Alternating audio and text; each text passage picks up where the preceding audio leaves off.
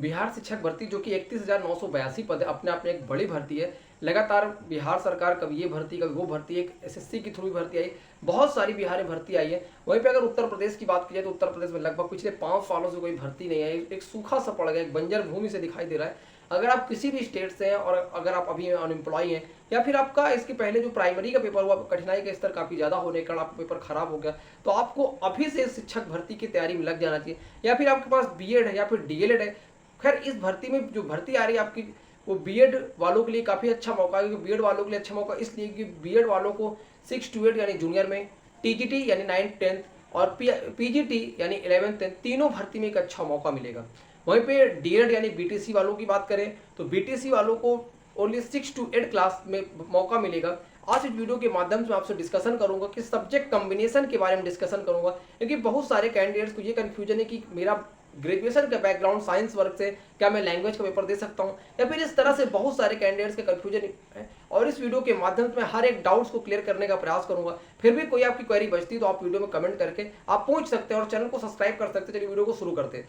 सबसे पहले मैं आपसे डिस्कशन करूंगा कि जो भर्ती है इसकी क्वालिफाइंग क्या है, यानी कि क्या कौन कौन सी योग्यता आपके पास होनी चाहिए जिससे कि आप इस भर्ती में बैठ सकते हैं। कुछ कैंडिडेट्स को लगता है कि 12+ डीएलएड यानी कि जो बिहार में चलता है और वो सीटेड पेपर सेकंड क्वालिफाइड है, क्या वो इस भर्ती में बैठ सकते हैं, इस भर्ती के योग्य हैं। मैं आपको बताऊं बिल्कुल भी नहीं है, क्योंकि बिहार शिक्षक भर्ती जो नियमावली है 2023 की, उसके थ्रू इसको खारिज किया गया। आप उसमें बैठने योग्य नहीं है। क्योंकि उसके बाद अब आप योग्यता क्या होनी चाहिए, तो योग्यता की बात करें तो आपके पास बीए बीएससी ग्रेजुएशन में जो भी हो 50% मार्क्स होना चाहिए। उसके बाद आपके पास डीएलएड होना चाहिए। सीटेड पेपर 2 आपके पास होना कंपलसरी है, आपके पास डिग्री कोई भी हो तो आपके पास ये तो डीएलएड हो। दूसरी कंडीशन ये बनती है आपके पास ग्रेजुएशन हो, उसके बाद आपके पास बीएड हो, सीटेड पेपर 2 हो। एक तीसरी कंडीशन ये बनती है अगर आपके पास ग्रेजुएशन हो या फिर आपके पास बीएलएड हो जो बेसिकली 4 वर्ष का चलता है वो हो, पेपर 2 का सीटेड हो। एक चौथी कंडीशन ये भी बनती है कि आपके पास ग्रेजुएशन हो प्लस बीएड स्पेशल हो और प्लस आपके पास पेपर जो है सीटेड का पेपर 2 है।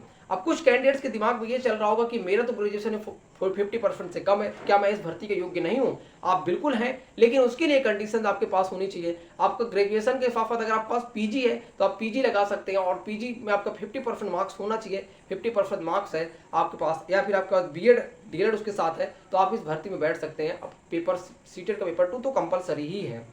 ये थी बेसिकली, अगर इन योग्यता में से आपके पास कोई भी योग्यता है तो आप इस भर्ती के लिए एबल हैं, आप इस भर्ती में बैठ सकते हैं।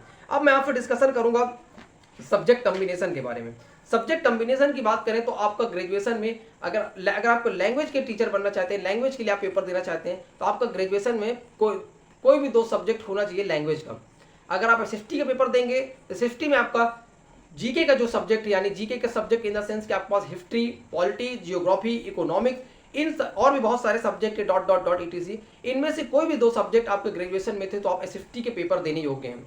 वहीं पे बात करें तो मैथ साइंस की, तो आपका ग्रेजुएशन में मैथ, फिजिक्स, केमिस्ट्री, बायोलॉजी, इनमें से कोई सब्जेक्ट 2 सब्जेक्ट अगर ग्रेजुएशन में रहा हो, किसी भी ईयर में रहा हो, first year, second year, final year में, तो आप इस भर्ती में उस सब्जेक्ट के साथ एबल हैं। कुछ कैंडिडेट्स ऐसा भी कर रहे हैं, क्योंकि 6 to 8 में क्या होता है कि सब्जेक्ट कॉम्बिनेशन बहुत ज्यादा नहीं, लोगों को लगता है कि सिर्फ ग्रेजुएशन में ही वैलिड है, या फिर आगे टीजीटी पीजीटी के लिए ही होना चाहिए। तो मैं आपको बता दूं कि आपने सीटेड जिससे दिया है आप उसके हिसाब से ही आपको चूज करना चाहिए, इन द सेंस कि आपका जो ग्रेजुएशन का बैकग्राउंड आप उससे ही चूज करें। आप देखना बहुत सारे कैंडिडेट ये गलती करेंगे और लास्ट में, क्योंकि बीपीएससी देखना लगातार हर 1, 2 दिन 3 दिन में हर चीज के लिए ट्वीट करके बताती है। आप देखना जैसे इसका संशोधन अभी नोटिफिकेशन आउट होगा और नोटिफिकेशन की चीज और अच्छे से क्लियर हो जाएगी। तो आपको बताऊं आप ग्रेजुएशन सब्जेक्ट के हिसाब से अपना पेपर तैयार करें, यह आपके लिए आगे भी बेहतर होगा और अभी भी बेहतर है। अब मैं आपसे डिस्कशन करूंगा कि जो है आपका पेपर का सिलेबस क्या है। पेपर बेसिकली इसमें 2 होंगे, जैसे प्राइमरी में हुआ था पेपर 1, पेपर 2। पेपर 1 एक पेपर क्वालिफाइंग होगा, इसमें जो होगा बेसिकली आपका पेपर 2।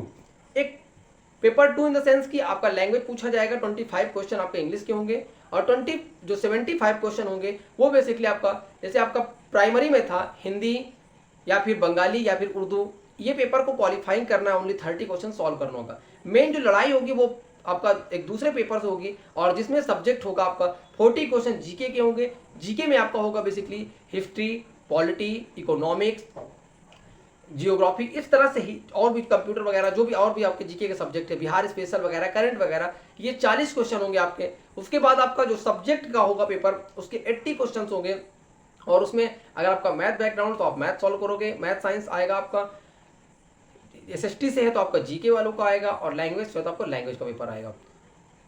अब मैं आपसे डिस्कशन करूंगा कि इसका कठिनाई का स्तर किस स्तर तक पेपर बनाया जा सकता है।